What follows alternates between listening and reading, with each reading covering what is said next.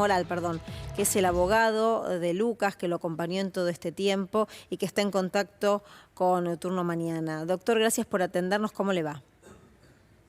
Buen día, ¿qué tal? Buen día. Primero le quiero preguntar cómo está Lucas.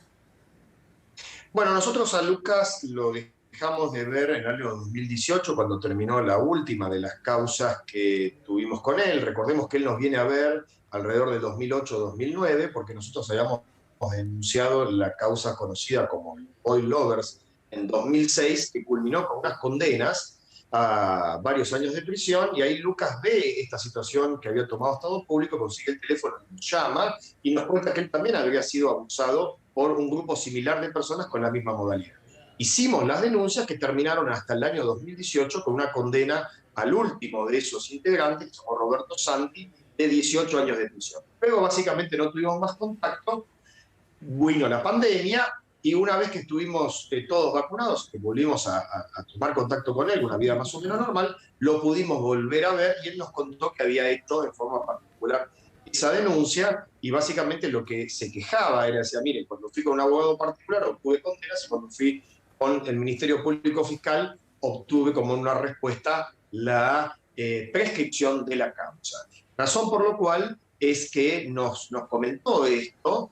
Y bueno, a Lucas le cuesta bastante, básicamente a veces, entender que había sido víctima de abuso, porque lo tenía tan naturalizado que cuando en la primera causa que obtuvo una condena, en el juicio oral, cuando le preguntan desde qué momento él había sido abusado, pensando que había sido abusado en el marco de esa, surge dentro de su relato que en realidad había sido abusado por un tío cuando tenía 4 años. Y eso nos enteramos en el marco de ese juicio oral público, que fue realmente muy duro, y donde Lucas tuvo que enfrentar pericias, preguntas de la defensa, del tribunal y demás, y siempre la respuesta que tuvo el cuerpo médico forense fue que Lucas no mentía.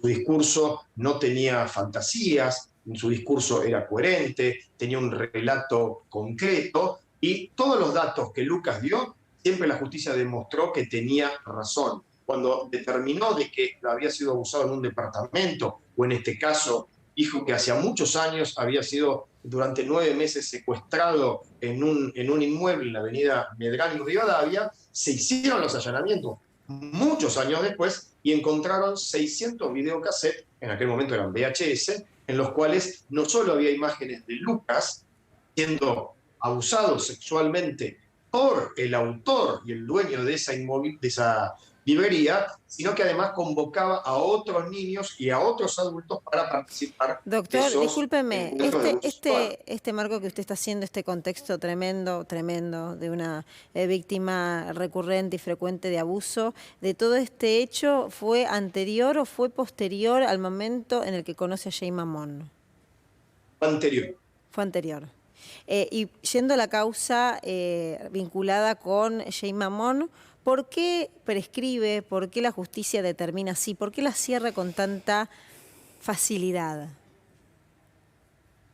Bueno, esas son las respuestas formales o aparentes que a veces tenemos tanto del Ministerio Público Fiscal. El juez, lamentablemente, frente a la actividad procesal, no tiene otra posibilidad de dar otra respuesta. Pero lo cierto es que él, tengo entendido que denunció, por supuesto no lo asistimos en esa, él lo hizo de forma particular y como parte de cerrar el círculo cuando nosotros terminamos la tarea en el 2018.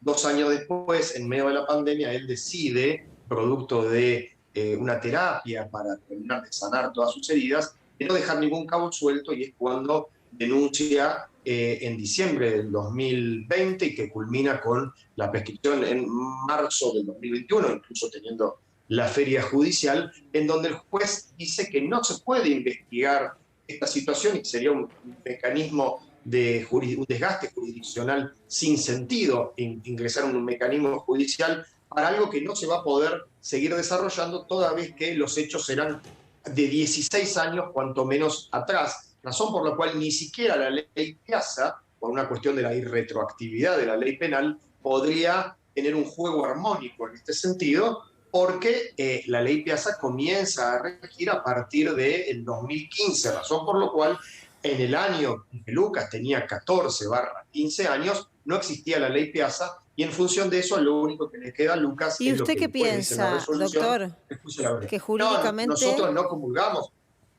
no comulgamos con ese criterio, porque entendemos que siempre que hay un conflicto en la ley mediante un niño y un adulto, siempre, de acuerdo a las convenciones internacionales y la Convención de los Derechos del Niño, siempre tendrá que estarse al derecho que más beneficie al niño, razón por la cual cuando hay un conflicto entre un imputado y un menor, debería siempre estarse al criterio de sostener los derechos del menor. Pero en este caso, como la ciencia jurídica no es una ciencia exacta, la mitad de la biblioteca opina en un sentido y Doctor, la y mitad a de la partir biblioteca opina en otro. justamente de esta línea y de la postura que toman, ¿qué van a hacer? ¿Qué se va a hacer? ¿Qué se puede hacer, jurídicamente hablando?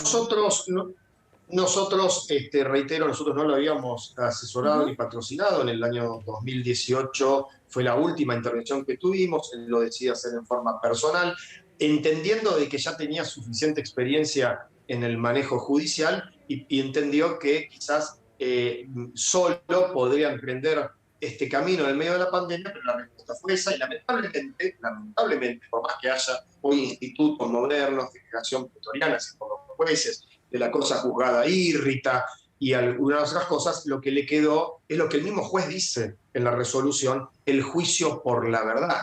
Recordemos que también incluso hoy, en el día en el que estamos, donde hay juicios todavía que tienen que ver con la memoria, verdad y justicia, a pesar de que no se los pueda perseguir, si se hacen estos juicios por la verdad que tienen secuencias o consecuencias que son O sea, sociales ese y no sería el camino jurídicas. legal. Y sí, no, Que camino ya lamentablemente ilegal, el juez puso un cierre ya está, no hay y manera. selló de muerte esa causa. No hay manera de Lamentablemente. que se pueda reabrir. No, lamentablemente, al menos, por lo menos de este punto de vista y hasta que no haya alguna otra solución. Incluso cuando Lucas nos hace saber esto, que vino a Buenos Aires muchos meses después de haber obtenido esa resolución, básicamente nos viene a saludar y nos dice que valoraba mucho cuando nosotros lo habíamos asistido porque había obtenido condenas, que cuando él se manejó sin abogados, obtuvo como respuesta por parte de los organismos judiciales la prescripción. Doctor, ¿qué le generó cuando lo vio a Lucas contar en un medio de comunicación que al no tener justicia real, su búsqueda, usted debe estar al tanto de la terapia que hizo, de todo el trabajo a lo largo de todos estos años, al menos buscaba una justicia social? ¿Existe una justicia social? Sí, entiendo que sí, sobre todo hoy, el día que estamos conmemorando, entiendo que a veces también, más allá que yo soy un respetuoso del Estado de Derecho y de las garantías de la defensa en juicio, de las personas que tienen derecho a tener un juicio justo, más allá de una condena o una absolución, a veces uno, en los casos de abuso sexual infantil, les cuesta mucho verbalizarlo y el único camino que le queda, más que nada para proteger a otros niños, es contar su verdad por todos lados. Bueno, evidentemente Lucas ha contado su verdad y espero que esa verdad sirva para que otros, incluso ya me ha comunicado porque él tiene apagado el celular porque lo ha superado esta situación, en la cual aparentemente varias personas a través de la red social Instagram le están haciendo saber que habrían sido también abusados, no sé en qué condiciones ni por qué personas, porque será cuestión de analizarlo en su momento cuando, si es verdad o mentira, pero lo cierto es que a Lucas nosotros lo conocimos a raíz de haber tomado estado público la conocida causa de los boy lovers y que de no haber conocido por los medios esa condena, Lucas nos habría denunciado o animado a denunciar y que además Lucas fue el motor para otras denuncias que hubo respecto de Roca Clement y respecto de Jorge Corsi y respecto de Roberto Santi. Así que todas esas pericias, todas esas causas dieron que Lucas no mentía, razón por lo cual, al menos a mi juicio, no tengo ninguna duda como para no creerle de esta situación. Doctor, escuchándolo atentamente y llevándolo al llano, usted lo que está diciendo es, a Lucas le cerraron la causa, Lucas se presentó solo, fue sin abogados. Si hubiese ido con un abogado, ¿cree que hubiese sido distinto el resultado? ¿Nada se puede reabrir de esa denuncia gravísima, como por ejemplo que siendo menor lo obligaban a consumir drogas y alcohol, además de los abusos?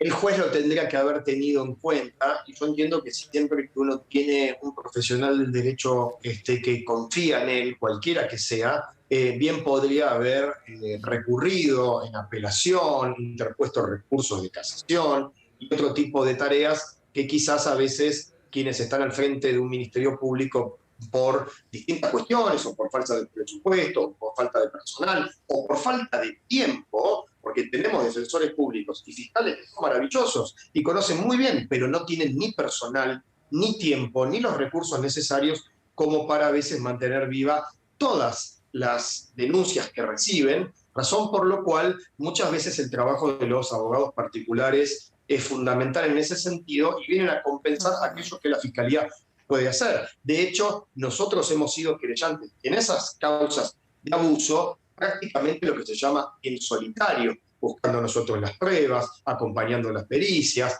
y determinando un arduo trabajo para llegar a los juicios orales. Doctor. Razón por lo cual, sí. No, lo quiero interrumpir solamente por este punto. Recién le respondí a Janina y hace un rato también cuando se lo preguntaba de por qué prescribió tan rápido, de cuáles son los elementos. No queda muy claro, ¿no? Son argumentos que parecen algo espurios, que rápidamente se cierra una causa de esta dimensión cuando los derechos de los niños, coincido con usted, debe estar por encima de cualquier tipo de, por ahí, esfuerzo que tenga que hacer la justicia para revisar lo acontecido años atrás y que ese es un elemento que no alcanza para explicarlo. Entonces le quiero preguntar si usted conoce una causa que tenga alguna similitud, que fue cerrada tan rápido.